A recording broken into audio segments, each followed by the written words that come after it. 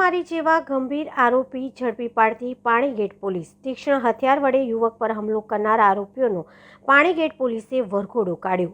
ACP ઈ ડિવિઝનની પત્રકાર પરિષદ યોજાઈ।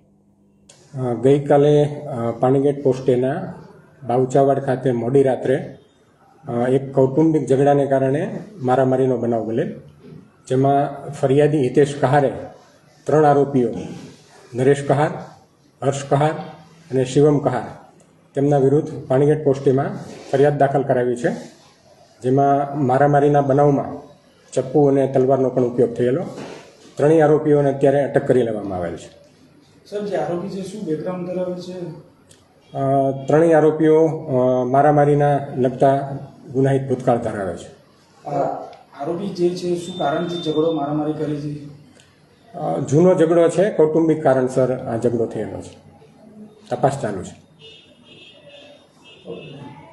સર, આમાં કૌટુંબિક કારણ એટલે કંઈક થયું જે તે સમયે ઝઘડો થયો એની પહેલા કોઈ થયું તો અડધો કલાક પહેલા કે એવું કશું?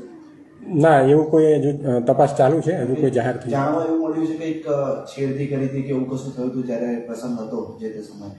ના, એવો કોઈ બનાવ હજુ ધ્યાનમાં આવેલ નથી, તપાસ ચાલુ છે।